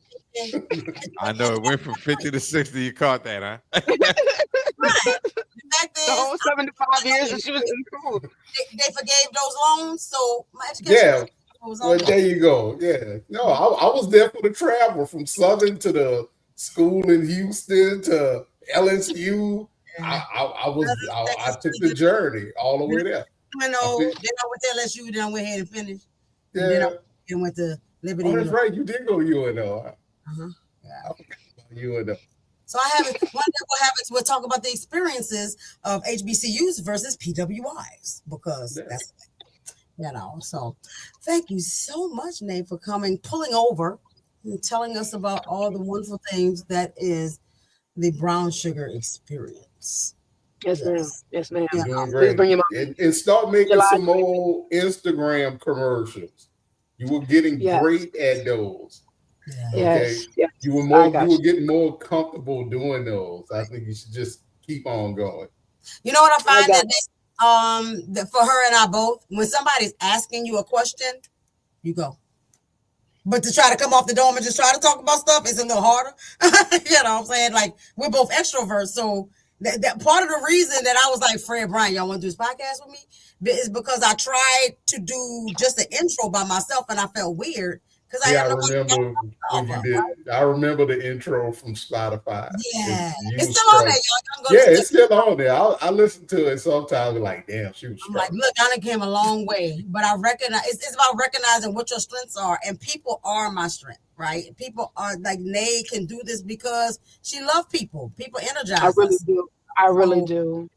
We walk into a room, and even though Gray is an introvert, she's an extroverted introvert. So we walk into a room and we a vibe, right? And so we need to use that vibe to get the people together to do some damn thing. You know what I'm saying? So yes. July 25th, people, bring your mama in them. We still looking for more vendors. So you know, if we reach 20, that's cool. We'll take some more. It's a big park. It's a huge park, guys. It's a huge park. So come out and sell your stuff. You know what I'm saying? Get your business out there. You know what I'm saying? Right. People trying to shop with black people and stuff. Y'all black and you got business. Get your money. We got some good people out here, guys. You're gonna get some really good vendors. We got Jeremiah's Italian Ice. That's our big vendor. Like, that's the one that people be doing. We got Rosie's classic tea and cakes. So we got some desserts out there for you. We're gonna have all types of food trucks. I just can't remember their names right now. But we got B12 shots. I know a lot of people looking for some B12 shots. We got those out there. We got martial arts, tutoring, genuinely everything. I want you to know you got everything in your city over here. So yeah, please come out. Please come out. You're gonna have H&R Block out there, like somebody do your taxes. Let your kids go pay. Come over, let's get them taxes together. Every time somebody say you should call, when we went to the Juneteenth event in Khalid, we walked in there and Hyundai was in there, right? And she said, "So what they saying is, I need to call Hyundai and see if they call Hyundai." Hyundai, and she just needs the idea, right, and stuff. So I was like, yeah, call all of them, call everybody. Yep. Everybody. small sponsor. We're looking for the big sponsor. Come out here because it's just the first year, y'all. Like this, but it's gonna keep going. Yep. It's gonna keep getting bigger. So Yep. get in where you're fitting right now. Get familiar, before I get familiar with everybody else. Right. So no, get in on the ground floor, people. That's right. Yeah. Right. Shit. Right. Because also remember, today's prices are not tomorrow's prices. So No, they're not. Right. build a relationship. Like that what Fat Joe said. Today's hits are not yesterday's hits. Absolutely, absolutely. So now we're gonna get back on our train and all that. You are welcome to stay if you want to, Nate. But I got work to do. I got to run to Walmart. I got take care so, of business. but And next that week dog it's ain't on, gonna stay still that long in the back of that truck. right. Like she gonna in this one. Yeah. Yes. Thank you. I feel like we might be able to get away with every time they come on the show. We just play Brown Sugar, babe. That would be greatly Yeah, you're just that little piece. Yeah, just a that little can't piece. be copyright infringement. That can't be. That can't be. Can't be. You know what I I'm mean, saying? we won't know till we get sued. So, And it'll be as a state anyway. That's how you know that was a little too much. Right. All Like, right. oh, we got to cut that back. They give us problems. I'll just sing it because you can. Yeah. Sing Yeah, it. you True. can sing. True. It. Yeah. True that. I'll make you a track. Brown Sugar. We can sing our own track, damn it. You know what I'm saying? Yeah. Shit. Why not? Multi-talented, damn it. Yeah, we can sing that though for you. Go take care of your business. Thank you for coming on. And I love y'all. we're gonna keep Love you too, advertising. baby. Go. Let's go. Yes. Yay. That's my baby right there. She Sure was enough, born yeah. almost 26 years ago. She was born, and I didn't know what she was gonna be, but I'm proud. But she went on and became that, Them kids are surprising now. They will. Yeah. They will, especially when they go do a lot of things. But we already discussed how going through things help you become somebody. Exactly. God damn it. Miss Johnson on the 14th floor eating that dog food. She doing all right now. God damn it. She doing all We right. assuming she doing all right now. No, she doing all right. We gonna believe. Yeah, we All believe she's doing all right. All right. Fair enough. She eating real ground beef now. That's But right. that's also proof that that representation and seeing somebody before you do the thing give you confidence to help you do the thing and all that. Yep. Even though she went through stuff, I went through stuff, y'all went through stuff, we still doing the damn thing. You know what I'm saying? Exactly. So let's talk about some of the heavy stuff that happened on these shows and how they handle it, though. Right? One show that comes to mind that had heavy stuff on a heavy episode was Different Strokes. Oh yeah. Almost got by the pedophile. Yep. Oh yeah. Yep. And Different Strokes, it really felt like all the time heavy. But then again, I was a lot younger when I was watching Different Strokes. But yeah, it seemed like it was always heavy. But unfortunately, the downside of Different Strokes does perpetuate the white savior trope. Thank you. And I was about to say, You know what I'm saying? that's why does. it's heavy. It does perpetuate the whole white concept savior. was he had saved these poor black kids and adopted them, right? And all that. And so it was always viewed in that sight, right? And all that. I don't know how much Now I can say this though. Her daughter too. Right. But I can say this, like looking up stuff about Different Strokes, which I have in the past, they meant well. Did mean well. You know what I mean? They 100% meant well. Like it was never, they were never trying to be, you can't be shit without a white man in your life. They're never trying to do that. They were trying to like put the middle finger up at racism. Right. So they definitely get props for that. But the show, well, I mean, and even though that was the 80s, late 70s, early 80s, the show still wouldn't have made it if it would have been a black family adopting black kids. You know what I'm saying? And that, of course, is due to racism, which is why I do, would say support Different Strokes. If y'all ain't doing that, go back and watch that shit. You know what I'm saying? Absolutely. But yeah, but but the show always seemed like real heavy. And I guess, and it might have been due to the fact that I was elementary school age. I'm gonna go back and look at it from. Yeah. I am gonna check out some episodes. Right, because that would help us to be able to determine whether it was just the age and stage we were at that time versus like right now. Right, or if they was really getting deep on that motherfucker, right? And so how here's a mental health moment, because first I got to remember my mental health moment. How do you think and you can pick any show, you can pick all of them, whatever you want to. How did the way we were depicted or represented in any of these shows affect how you thought about you and your community? And I could say the Cosby Show definitely was an inspiration for me. You know what I'm saying? And I say Cosby Show, different world. And I can't even really say good times, because good times just felt like reality all the time. You know what I mean? And not even in every aspect, but in many aspects, I saw that in my life, you know? Right. Not so much Family Matters, but I would say I would say that out of all the shows we done talked about tonight, Cosby Show, Different World would have been the most motivators. And that goes back to what you were saying, Fred. You know, like the show was a motivator, and it really was. But you know, when you look at how much Bill Cosby put into the shows, because I was telling you the other day, 20 freaking psychotherapists analyzing the freaking script play by play, you know, to make sure that it met these needs. So the show, it was intentional. You know what I'm saying, about everything it did. So it did, and The Rock, Rock really made me feel like, The Rock made me feel, I felt about him from a influence standpoint, with the character, because you know, I felt about the character the same way I felt about Papa, because that was my motivator. Like, you don't have to, you know, work at the White House in order to get it, and you could be black and achieve. You know what I'm saying? Because you know, because he was achieving it. And he worked at Riverside Lumber Company. Matter of fact, it was one of my goals to work at Riverside Lumber Company. And that's crazy, because Cosby Show, Different World, definitely for me, because I wasn't even looking at HBCUs as an option when I was in school until I to those shows.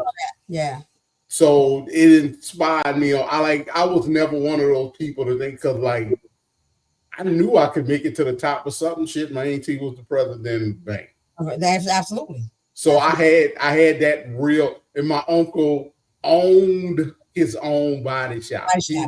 He was an entrepreneur.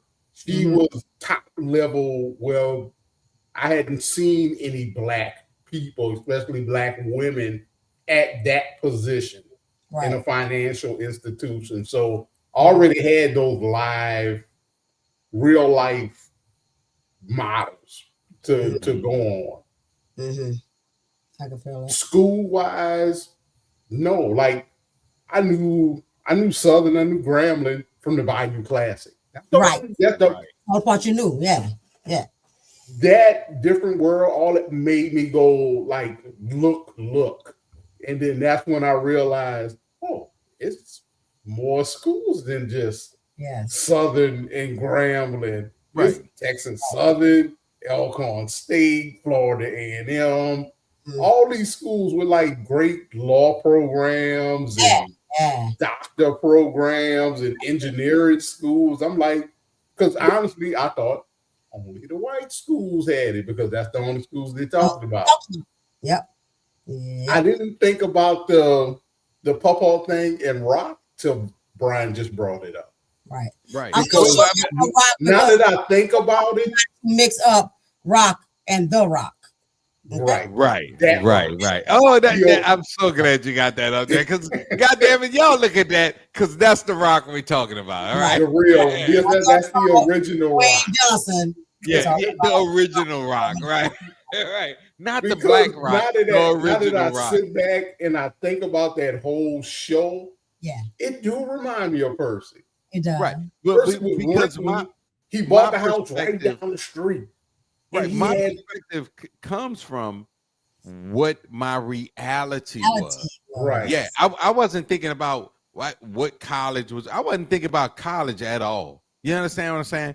I was trying to figure out once I'm out of high school, how the fuck am I gonna make it? Because I never looked at college as a way to make it because I had zero examples of that. And Right. and you know, Auntie Gloria, you know, my godmother, my other mother from the same grandmother. That's the thing. But as much success as she had, and as much as that she knew, that she never shared that. Right? Yeah. I knew what she had, but I never knew how she got it. You know what I'm saying? But what I kept feeling like I was the first person to go to college in our family. Right. Yeah, really. Right. She did not talk about it. Right. None of that. Right. So those kind of conversations, and this is my hold us accountable moment. You know what I'm saying? But this is the thing. Whereas Papa shared every step with us. Yeah. You know what I'm saying? So of course when I got my real life example was there, and then I had The Rock on TV, and he was a trash man. I'm like, hold up, partner. I know I can do anything. You understand what I'm saying?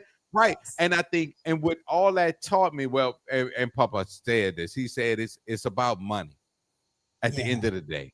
It's about money. And that was before credit scores was a thing, but now it's about credit scores and money, because it's really all it's ever been about. Don't know how to give a fuck about how much education you got, and motherfucker, what's your credit score and how much money you got. You know what I'm saying? And that's the whole thing. So everything with me, I looked at it from this. I live in the Ninth Ward. This is my life. I want, of course, I want better and I want more. And how can I achieve that? If somebody was to say go to college, I'd be like, nah, I ain't got no time for that. Right. You understand what I'm saying? Because it's an option. It is an option. It's not a necessity. It's not a necessity. That's what I wanted to teach my girls. Like, just because I got a master's degree don't mean you need to be running out and getting a master's. What do you want to do? What do you what does it require? Right? Because Ray used to always be like, I want to be an Aquarius, not to be mixed up with an Aquarius.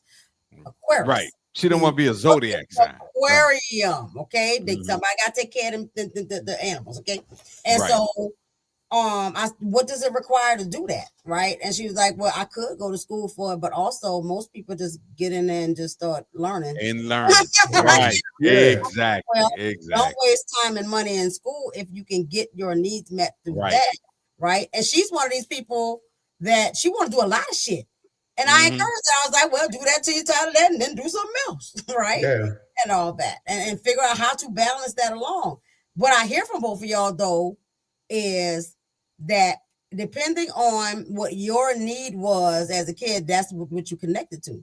Because, of course, mine was different world. It wasn't Cosby Show because it wasn't, and not that I didn't feel like it was realistic. I definitely felt like, that was accomplishable, right? And like y'all said, I knew what I wanted to be when I was 7. And so, and that's a little different. I got a note card from Spelman when I was 12. From that moment, I was going to Spelman, right? And all that. Because I mean, like for me, if it wasn't for Miss Huntley, my band teacher at Nichols, I wasn't even thinking about college. See? Yeah. Because I was so talented with the music, she was the one that told me that's an option you got now. That's right. You can actually get a scholarship with what you're doing. Right. And get to college. Even if, because honestly, my whole goal, I wanted to be a band teacher. Actually, I wanted to go back and be the band teacher at Nichols. Yes. That's what I wanted to do, and eventually be a band teacher at a HBCU. Yeah. Not just any old college. Actually, I wanted to be the band teacher at Bethune-Cookman University. Okay, Frederick. So I had the school narrowed down. I had the whole school narrowed down. That's But what's the up. band teacher at Bethune-Cookman been there for like 30 years. I'm gonna have You to would wait till he died to get over there. But Right. Miss Huntley was the one that made college an option. option for you. Yeah. She Yeah. was the first one that talked about HBCU Right. because she graduated from Grambling. Mhm. The only HBCU I really knew about was Southern. That's because I mean, grew but, up in but, New but, Orleans. let's keep it real. Like, when was the first time you really heard of the term HBCU? Yeah, they didn't talk about it. Yeah, you that know way. what I'm Huntley. saying? Like, right? Yeah. I mean, I Miss didn't even Huntley, know that. I never knew that. What I was never a knew that. HBC? Because she Right. was like, yeah, because and I'm like, what's a HBCU? Mhm. Mhm. And then when she broke it down, and then later on, as I got older, I started doing like real research. Because when I moved to Virginia, I used to live right down the street from Virginia Union University. Right. That's when I actually saw the whole HBCU experience and talked to people that take there, and I'm like, Mhm. this feels like they personally want their people to Let me tell you something. succeed. Right. My man talk about this all the time because he went to Florida, you know, and he talks You're about right. tease me all the time about being an LSU graduate because I do have the experience of both, and Right. Mhm. and when I tell you that the instructors and the professors at HBCU are invested, they're invested. So when you see that depiction on that Hillman, right? When when Denise is like, I need help, and the teacher's holding her fully accountable. Well, did you do your work? Well, I guess Right. come here after class and see what we can do, right? But they're invested in us as humans, as Black people, right? Mhm. And all Mhm. that. It's like you would say, Brian, like we're rooted in love and connection and each other and making sure that each other are okay and stuff. And because of that, that's the vibe you get at an HBCU that you do not get at a PWI. You don't. Right. Right. You know. I'll By the give you- way, HBCU was coined in 1965. Right. Originated Yeah. from the Higher Education Act of 1965. Mhm. Now, I'll give you a perfect example on what you just said, Chanel. Mhm. When I went to Job Corps, I was there long enough to where I could take 2 years of classes Mhm. at Langston University, Mhm. HBCU in Oklahoma. A lot of people don't know about Langston. Mhm. A lot of people When- don't know about Oklahoma. They know about Oklahoma, but they don't know about Langston. Just Tulsa. In Oklahoma City. Yeah. But I went to this school, so I know the experience firsthand. They're invested like hell. Yeah. When I graduated from Job Corps, I went home. Yeah. My Black history instructor was telling me, like, you know, hey, you're a great student, da da da da, and this, you should stay. I'm like, you know, I was ready to go home. And she like, this guy actually tried to get me a scholarship. Man, to it's just stay like the there. episode I watched on a different world. Right. Like, he really tried. And at one point, I was really working with this dude. I stayed longer at Job Corps than I needed to Right. see if we could make it happen. But he just couldn't make it happen. I had no money to go to Langston.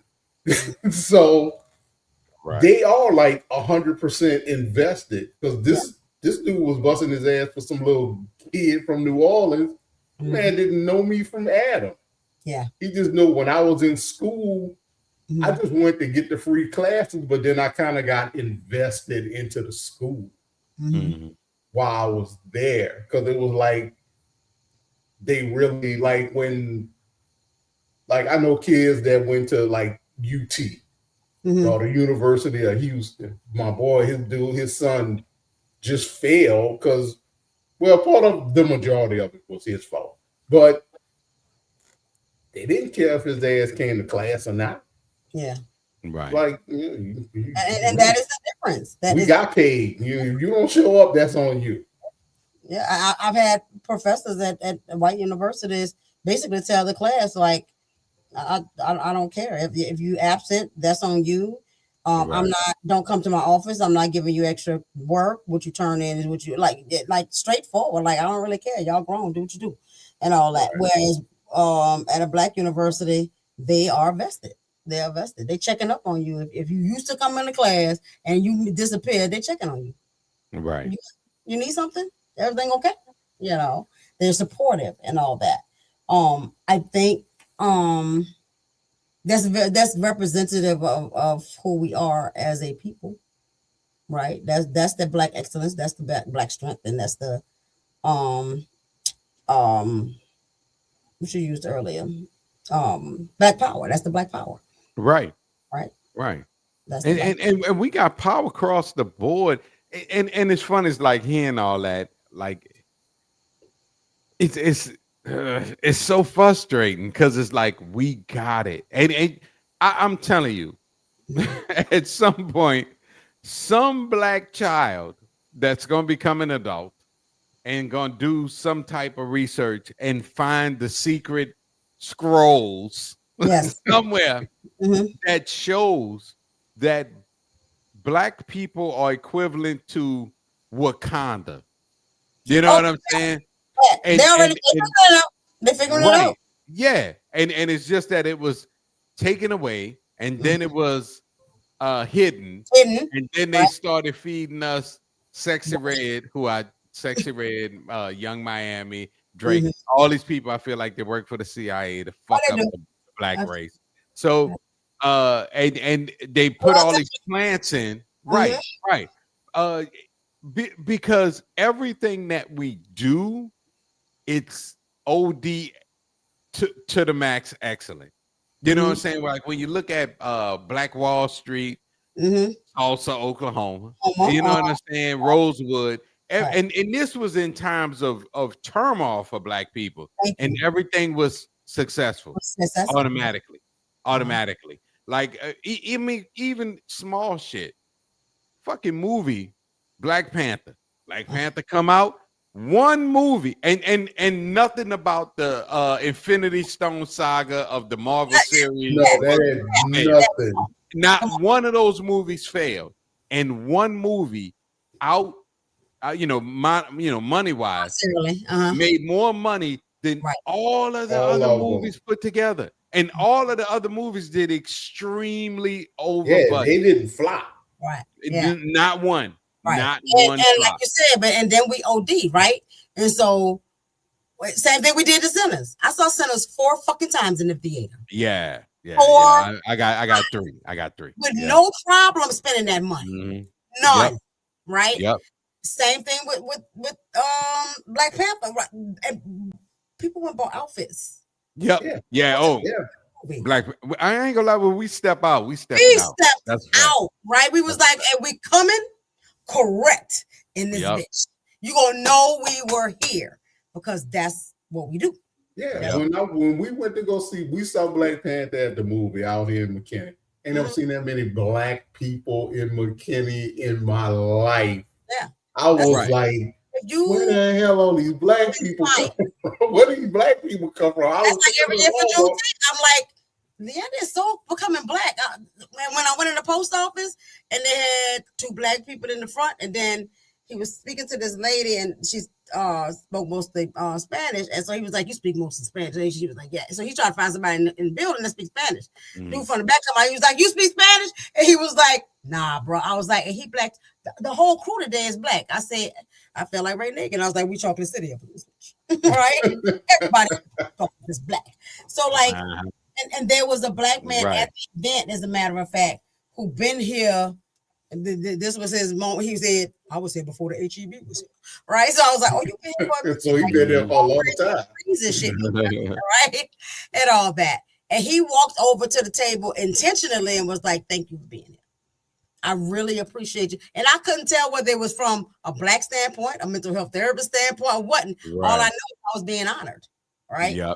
Yeah. told a part of his story about how he's watched this space grow into what it is now. And now the mayor is black and a woman, and we got Juneteenth events. You know what I'm saying? And when I got here, I felt like it was just me, my sister, and her family, and that was it. There was only black people in here. You know, I remember when I was moving out of my apartment, this lady rolled up and was like, "Hey, sis, I was just glad to see some of us." And just one day, you know, I was like, "Yeah, I'm glad to see you too, sis." You know, and it was just an understanding. Never didn't know that woman, didn't talk to her after that, right? But it was an acknowledgement of like, I see you, you see me, we out here, you know. And so that's the fullness that we represent. You know what I'm saying? I'm gonna give y'all a couple of, because you know we all about taking a bite of the apple, and as we get ready to wrap up, we still gotta do our girl right quick, but there's a few inviting you to think moments to take a bite. Some for you to ponder on and use your discernment. Why did white families, it's not for y'all to answer, it's just for them to think about. Why did white families get to have problems while black families had to represent a whole people? What if good times showed beautifully? What if good times showed love beautifully, but also taught America to expect black struggle? Who got to be carefree on TV? When racism shows up only as a lesson for white characters, black pain becomes a prop. The problem is not showing black struggle. The problem is making struggle the main language of blackness. White dysfunction got to be comedy. Black dysfunction became commentary. Living single had the blueprint. Friends got the billboard. Oh shit, that's nice. Yeah, I like that. I like that. Yeah. I had to do a show on that, huh? Hey, don't do that. I just learned about that today. I'm gonna tell you about it later. Yeah, that's why I did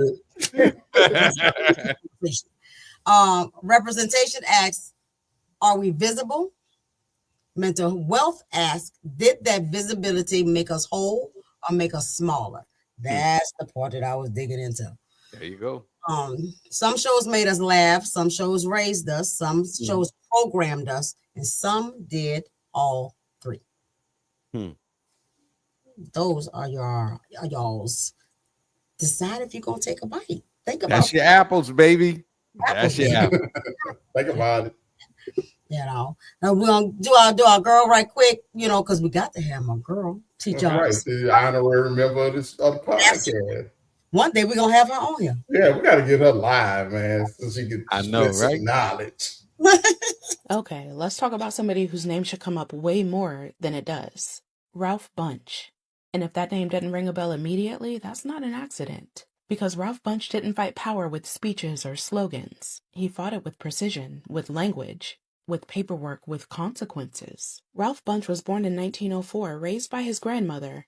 He was brilliant early, a UCLA valedictorian and Harvard PhD.